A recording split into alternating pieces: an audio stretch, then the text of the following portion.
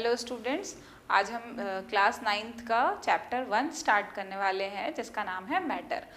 तो जब भी हम लोग जितना भी अपने सराउंडिंग में कुछ भी सब्सटेंस को देखते हैं तो हम ये आइडेंटिफाई करते हैं कि क्या किस टाइप का सब्सटेंस है या फिर इसको कहते क्या होंगे। सपोज़ आपने अपने घर में देखा होगा टेबल, चेयर, मोबाइल फ़ोन या फिर ये मार्कर या फिर ये बोर्ड। तो इनको हम किस कैटेगरी में रखेंगे या इनको हम पढ़ेंगे कैसे।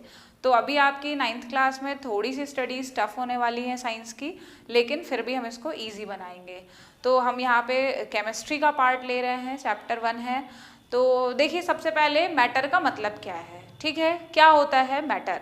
तो matter anything which occupies space and have some mass.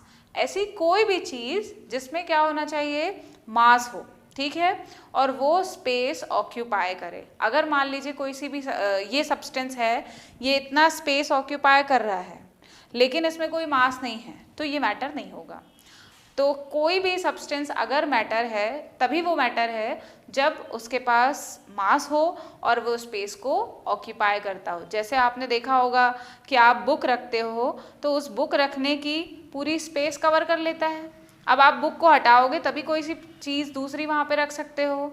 Suppose आपने क्लोथ्स देखे हैं, सॉइल देखा है, वाटर देखा है ना। अब मैं ये तो नहीं कहूँगी कि आपने एयर देखा है, ठीक है, अलग अलग टाइप की गैसेस।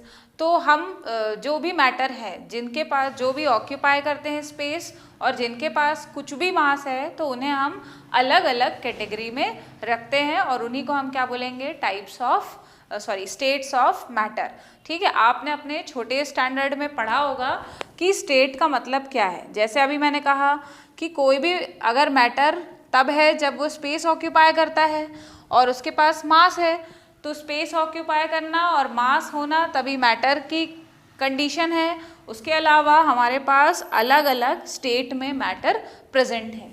जैसे कि अभी मैंने कहा था सॉलिड, तो आप देख रहे हो कि टेबल है, चेयर है, बोर्ड है, मार्कर है। तो ये सब क्यों सॉलिड हैं? हम बच्चे से पूछते हैं तो बच्चे कहते हैं हाँ ये सॉलिड है, लेकिन अब हम सब पढ़ेंगे कि सॉलिड क्यों है, ठीक है। तो हम यहाँ पे अभी कुछ कैटेगरीज देखेंगे। पहले सॉलिड, लिक्विड एंड गैस। ये तो आपने अपने बेसिक छोटी क्लासेस में पढ़ लिया होगा। और इसके अलावा अब हम नया स्टेट ऑफ मैटर पढ़ेंगे जिसे हम क्या बोलेंगे, प्लाज्मा। और इसके अलावा एक और स्टेट ऑफ मैटर है हमारे पास, बोस आइंस्टाइन कंडेंसेट, BEC, ठीक है। तो अभी तक हम पढ़ते थे स्टेट्स ऑफ मैटर कौन सा, सॉलिड, लिक्विड, गैस। अब हम और नए पढ़ेंगे प्लाज्मा एंड BEC। तो देखते हैं कि क्यों ये सॉलिड है, क्यों ये लिक्विड है और क्यों ये गैस है, क्यों ये प्लाज्मा है और क्यों ये BEC है, ठीक है। तो सबसे पहले आप एक बार सोच पा रहे होंगे कि लिक्विड और सॉलिड और गैस में क्या होगा। तो कुछ कंडीशंस होती हैं मैटर की, कुछ प्रॉपर्टीज़ होती हैं। मैटर मूव कर सकता है, ठीक है। जैसे आप मान लीजिए आपने रिवर फ्लो होता हुआ देखा होगा कि रिवर बहती रहती है कंटिन्यू, या फिर अगर आप पानी को कहीं से छोड़ दो या कोई पाइप खुला रह जाए या नल खुला रह जाए तो पाइप बहता रहता है कंटिन्यू। तो ऐसी मैटर की एक प्रॉपर्टी होती है मूविंग कंडीशंस में, ठीक है। ऐसे ही सिर्फ लिक्विड ही नहीं, गैस भी जो होता है वो भी फ्लो कर सकता है। तो किस टाइप से, ये तो मैटर की बात हम कर रहे हैं कि मूव कर सकता है। फिर उसके अलावा मैटर के पास कुछ अट्रैक्शन पावर होते हैं। मैटर के पास क्या होते हैं, अट्रैक्शन पावर, ठीक है। फिर अट्रैक्शन पावर है तो उस बेसिस में भी हम इनको अलग अलग क्लासिफाई करेंगे, ठीक है। तो हम यहाँ पे सबसे पहले देखते हैं कि सॉलिड। तो ऐसा कौन सा सब्सटेंस होगा जिसको हम ये कहेंगे कि ये सॉलिड है, ठीक। तो किसे हम सॉलिड कहेंगे, विच हैव डेफिनेट शेप। कोई भी ऐसा सब्सटेंस जिसके पास उसका एक फिक्स्ड शेप होगा, फिक्स्ड साइज होगा, ठीक है। या फिर उसके अलावा क्या होगा, आप देखते हो कि टेबल अपने मूविंग कंडीशन में नहीं है, एक जगह रख दिया फिक्स है, वो ना इधर मूव होगा ना उधर मूव होगा अपनी मर्जी से। ना ही आपकी बुक अपनी जगह से उठ के अपने आप घर में घूमने लगती हैं। बताओ, जब आप उसको उठा के शिफ्ट करोगे तभी वो मूव कर सकती हैं। तो सॉलिड जो होते हैं उनका शेप और साइज तो डेफिनेट होता है और वो मूवेबल तब होती हैं जब कोई और मूव करे, खुद से मूव नहीं होंगी। ठीक है, जैसे ये दीवार है तो ये दीवार वॉल जो है ये भी सॉलिड की कैटेगरी में होगा। अब और क्या देखते हैं हम कि इनका डेफिनेट शेप है, साइज है, और क्या होता है भाई, वॉल्यूम भी इनका फिक्स्ड होता है। और जितने भी पार्टिकल्स प्रेजेंट होते हैं, जैसे सपोज आपने दीवार देखी होगी कोई सी भी, जो वॉल होती है उसमें बहुत सारे ईंटें लगे होते हैं, ब्रिक्स, और कुछ प्लास्टरिंग वर्क होता है, और उसके बाद उसको एक सॉलिड मास बनाया जाता है। तो वहाँ पे क्या होता है कि सब आपस में ईंटों को पास पास में रखा जाता है, जिससे वो क्या हो सके, आपस में जुड़े रह सके। ठीक है, तो हम बोल सकते हैं कि उसमें जो आपने सीमेंट फिल किया, सैंड फिल किया या ब्रिक्स रखी, वो सब क्या हो गए, उनके पार्टिकल्स जो भी किसी भी मैटर में प्रेजेंट है। तो जो सॉलिड होते हैं उनमें पार्टिकल्स के बीच में फोर्स ऑफ अट्रैक्शन बहुत ज़्यादा हाई होता है। क्या होता है भाई, फोर्स ऑफ अट्रैक्शन जो है वो बहुत ज़्यादा हाई है। ठीक है, तो यहाँ पे फोर्स ऑफ अट्रैक्शन को एक और टर्म हम यूज करते हैं जिसे हम कहते हैं इंटरमॉलिक्यूलर फोर्स ऑफ अट्रैक्शन। क्यों बोल रहे हैं हम इंटरमॉलिक्यूलर फोर्स ऑफ अट्रैक्शन, क्योंकि ये एक ही सॉलिड के अंदर प्रेजेंट होने वाले मॉलिक्यूल्स हैं जो एक दूसरे को आपस में अट्रैक्ट करके रखते हैं। ठीक है, तो हम यहाँ पे एक टर्म यूज कर रहे हैं, इंटरमॉलिक्यूलर फोर्स ऑफ अट्रैक्शन। ठीक है, तो इंटरमॉलिक्यूलर फोर्स ऑफ अट्रैक्शन, तो इसका हम अभी आपको एक आपकी बुक में डायग्राम बना होगा कि सपोज ये एक सॉलिड है, इसमें कुछ पार्टिकल्स प्रेजेंट हैं।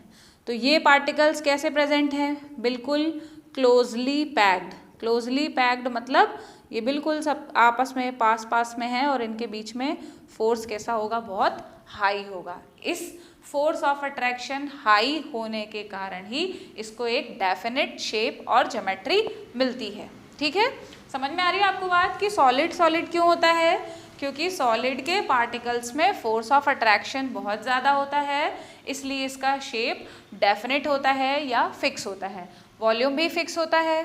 ठीक है, और क्या होगा आप बताओ सोच के कि सॉलिड और क्या हो सकता है। ठीक है, सॉलिड में एक और प्रॉपर्टी है जो नहीं होती है, वो कि कॉम्प्रेसिबल। तो सॉलिड जो हैं वो कॉम्प्रेस नहीं हो सकते। तो क्यों, क्योंकि इनके बीच में गैप बहुत कम है ना, तो हम बोलेंगे इनको इनकॉम्प्रेसिबल। सॉलिड जनरली क्या होते हैं, इनकॉम्प्रेसिबल। इसके अलावा सॉलिड में और क्या खास बात होगी, फोर्स ऑफ अट्रैक्शन तो हाई है ही, वॉल्यूम भी फिक्स्ड है, डेफिनेट शेप भी है, और इनकॉम्प्रेसिबल मतलब कॉम्प्रेस नहीं हो सकता है। ठीक है, तो एक और बात है कि सॉलिड फ्लो नहीं करते, जैसे वाटर फ्लो करता है वैसे ही सॉलिड फ्लो नहीं करते। तो यहाँ पे हम कहेंगे कि दे डू नॉट फ्लो। ठीक है, तो आपने देख लिया कि सॉलिड की प्रॉपर्टी, क्या क्या प्रॉपर्टी होगी सॉलिड की, कि डेफिनेट शेप होता है, वॉल्यूम फिक्स होता है, इंटरमॉलिक्यूलर फोर्स ऑफ अट्रैक्शन जो है वो भी बहुत हाई होता है, और इनकॉम्प्रेसिबल होंगे और फ्लो नहीं करते हैं। ठीक है, अब हम यहाँ पे नेक्स्ट देखते हैं लिक्विड। अब देखिए आप, लिक्विड और सॉलिड में बहुत थोड़ा सा ही डिफरेंस होता है। कैसे थोड़ा सा डिफरेंस होगा कि यहाँ पे इसका शेप जो है वो डेफिनेट नहीं होता है। क्यों नहीं होगा डेफिनेट, आपने देखा है, सभी ने देखा है कि लिक्विड का शेप डेफिनेट नहीं है। ठीक, तो मैं यहाँ पे लिख रही हूँ इनडेफिनेट शेप और साइज। ठीक है, शेप एंड साइज जो है वो फिक्स्ड नहीं है। फिर और क्या है, ठीक है, शेप साइज फिक्स नहीं होने के अलावा यहाँ पे भी वॉल्यूम जो होता है वो फिक्स्ड होता है। अब देखिए आप समझिए, वॉल्यूम फिक्स्ड होने का मतलब क्या है। जैसे हमने कहा था कि एक सॉलिड जो है वो उसी शेप का रहता है, उसकी ज्योमेट्री चेंज नहीं होती। तो यहाँ पे आप किसी भी लिक्विड को लो, तो लिक्विड को आप किसी कंटेनर में फिल करो। सपोज आप मिल्क का पैकेट लेके आए मार्केट से, तो उसका एक शेप अलग था। ठीक है, फिर आपने उसको एक दूसरे कंटेनर में फिल किया तो उसका शेप चेंज हो गया।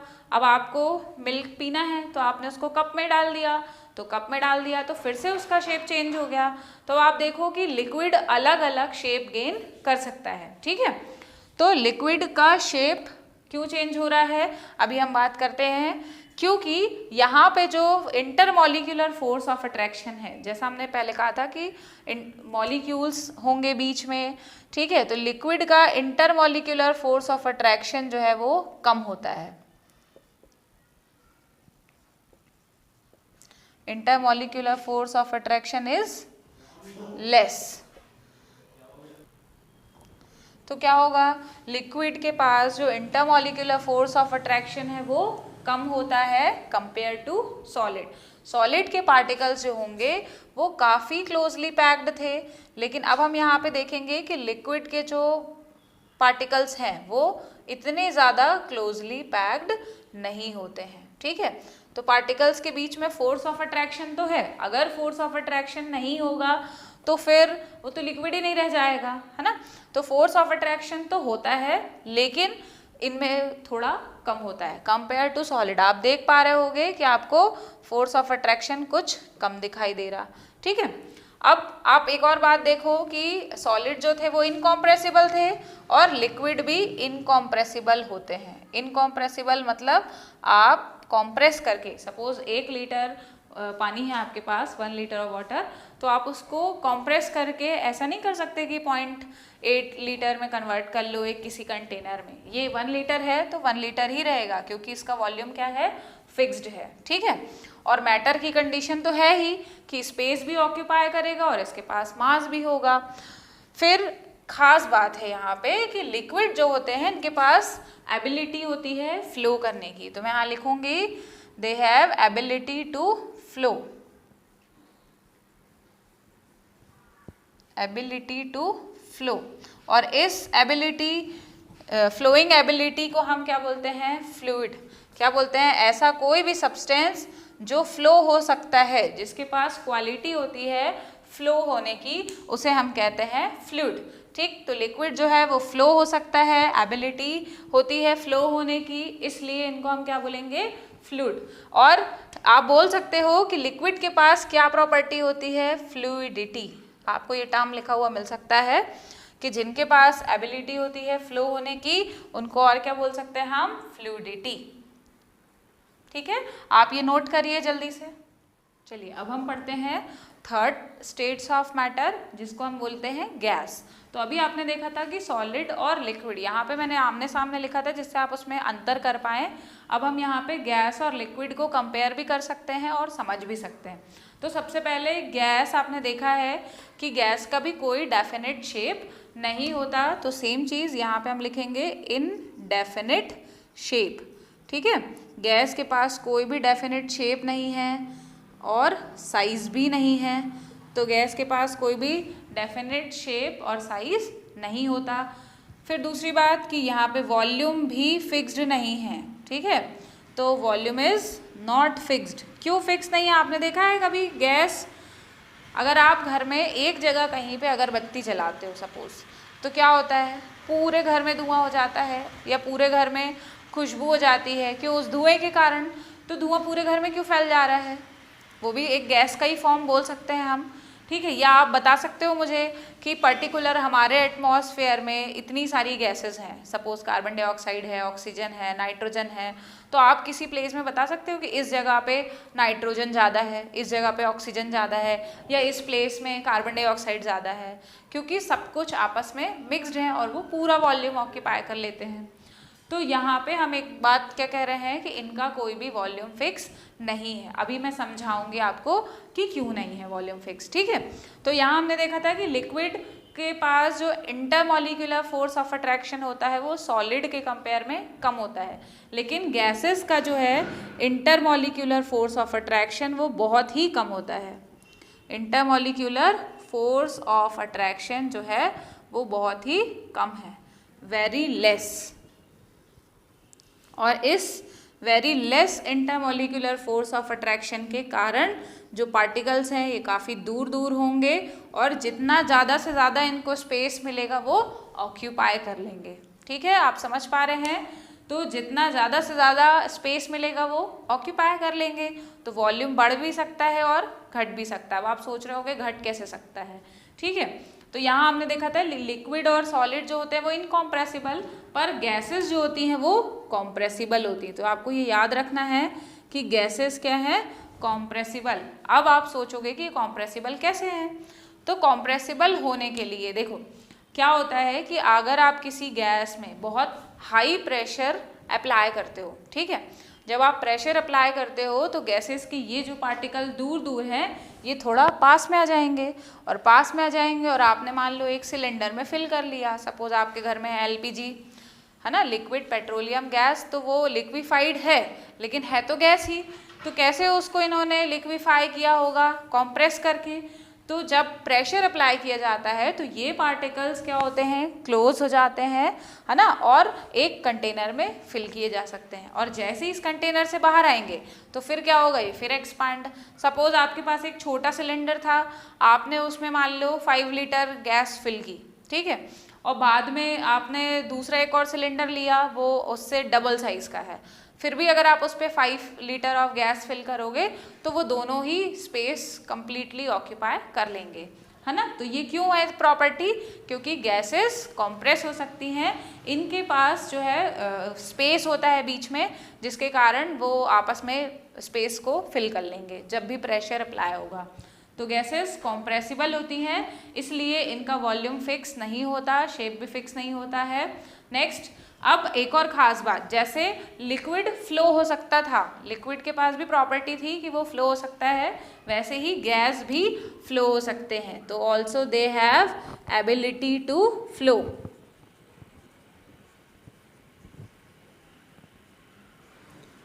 तो यहाँ पे हम क्या बोल सकते हैं कि गैसेस की भी क्या प्रॉपर्टी है, फ्लूइडिटी, जो यहाँ पे लिक्विड की थी। उसके अलावा गैस और लिक्विड हम दोनों को ही फ्लूइड की कैटेगरी में रख सकते हैं। आप समझ पा रहे हैं अच्छे से। तो ये हमारे 3 बेसिक स्टेट्स ऑफ मैटर हैं। पहले किसी को मालूम नहीं था ज़्यादा कि और भी स्टेट्स होते हैं, लेकिन फिर बाद में पता चला कि हमारे पास और भी 2 स्टेट्स हो सकते हैं, ठीक है। तो अब आप ये नोट कर लीजिए, फिर अभी आगे पढ़ते हैं।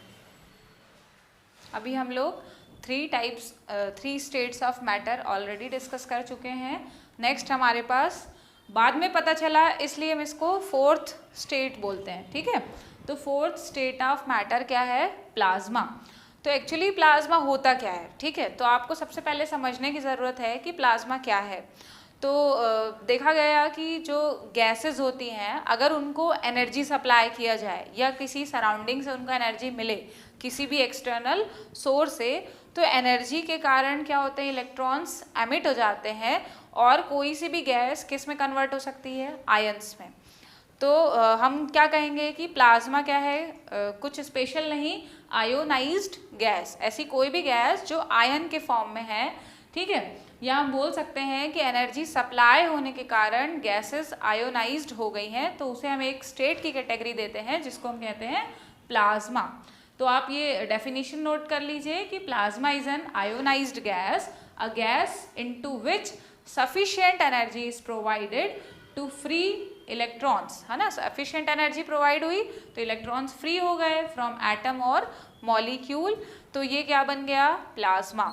अच्छा, ये अभी मैंने कहा कि हमने 4th में अब रखा है। एक्चुअली ये माना जाता है कि सबसे पहले क्या होगा हमारे यूनिवर्स में, सिर्फ प्लाज्मा। क्यों, अभी आप समझोगे कि आयोनाइज्ड जो गैस हैं, इनकी एक खास प्रॉपर्टी होती है कि आयोनाइज्ड होने के कारण ग्लो करती हैं, ठीक है। तो दे ग्लो।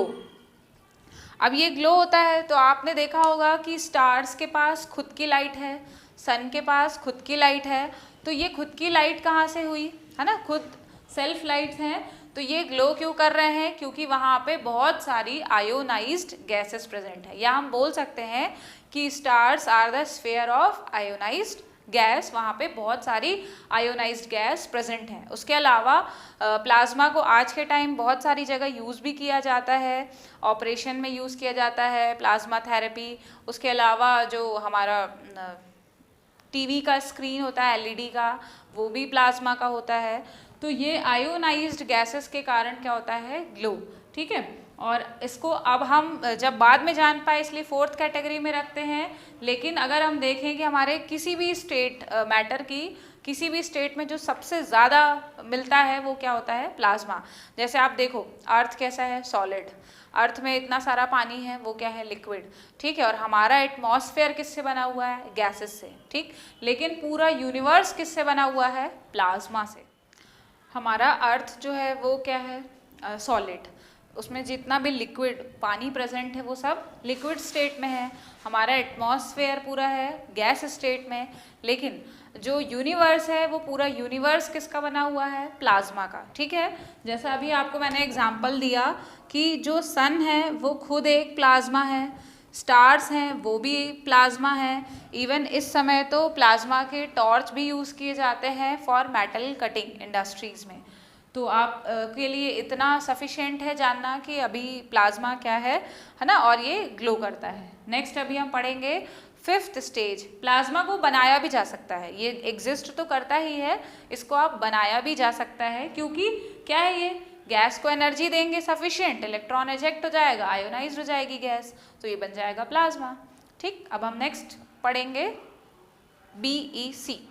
अब हम पढ़ेंगे fifth states of matter, Bose Einstein condensate, ठीक है। तो इसका नाम ऐसा क्यों रखा गया है, बोस आइंस्टाइन कंडेंसेट, क्यों, क्योंकि इनके पहले इसको बनाया गया था। तो सबसे पहले इस पे वर्क किया था सत्येंद्र नाथ बोस ने, जो कि इंडिया के थे। उसके अलावा साइंटिस्ट बहुत फेमस आप जानते हैं, एल्बर्ट आइंस्टाइन, और इनको इस बनाने के लिए, बोस आइंस्टाइन कंडेंसेट को as a state of matter बताने के लिए नोबेल अवार्ड भी मिला था, ठीक है। तो अब आप सोच रहे होंगे कि आखिर ये है क्या, क्योंकि इसका तो ऐसा कुछ नाम भी नहीं है, साइंटिस्ट के नेम पे है। तो बोस आइंस्टाइन कंडेंसेट एक्चुअली जब आप गैसेस को कॉम्प्रेस करते हो, है ना, और टेम्परेचर कम करते हो, तो वो किस में कन्वर्ट हो जाते हैं, लिक्विड में। फिर लिक्विड को भी आप और लो करो टेम्परेचर और कंप्रेस करो, तो वो किस में कन्वर्ट हो जाएंगे, सॉलिड में। जैसे आपने देखा भी होगा कि अगर लिक्विड हमारे पास वाटर है, तो वाटर को आप लो टेम्परेचर फ्रिज में रख देते हैं, फ्रीज़र में, तो वो आइस में कन्वर्ट हो जाता है, दैट इज़ सॉलिड। और अगर मान लीजिए आपके पास वाटर की वेपर्स हैं, तो आप उनको कलेक्ट करोगे, कंडेंस्ड करोगे, जब आप कोई भी एक ढक्कन रख दीजिए, तो किसका फॉर्म में आ जाएगा हमारे पास, लिक्विड।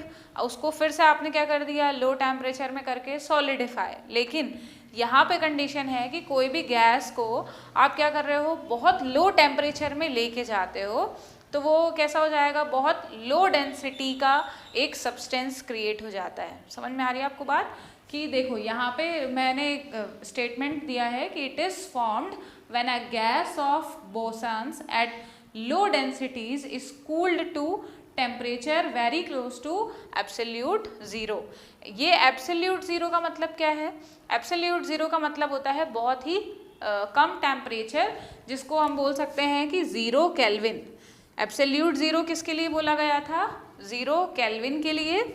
और अगर आप इसको डिग्री सेल्सियस में कहो तो क्या हो जाएगा, -273.15 डिग्री सेल्सियस।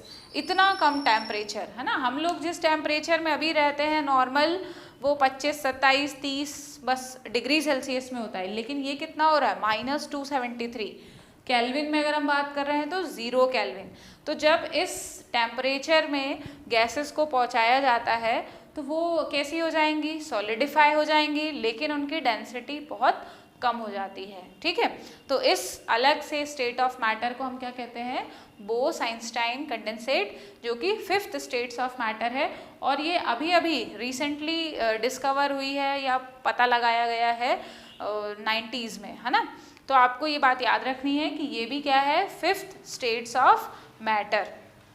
तो अभी आप अच्छे से समझ चुके होंगे कि मैटर हमारे सराउंडिंग में बहुत सारे सब्सटेंस हैं, लेकिन क्या होना चाहिए, जिसके पास स्पेस है और कुछ मास होना ज़रूरी है, तभी वो मैटर है। मैटर की कुछ प्रॉपर्टीज़ होंगी कि मैटर के अंदर कुछ स्पेस होता है, मॉलिक्यूल्स के बीच में फोर्स ऑफ अट्रैक्शन होता है और वो मूव कर सकती है, ठीक है। अभी हमने पढ़ा 5 स्टेट्स ऑफ मैटर, कौन कौन से, solid, liquid, gas, plasma and boss Einstein condensate. Thank you very much. आप हमारा चैनल सब्सक्राइब करिए, लाइक करिए और शेयर करिए।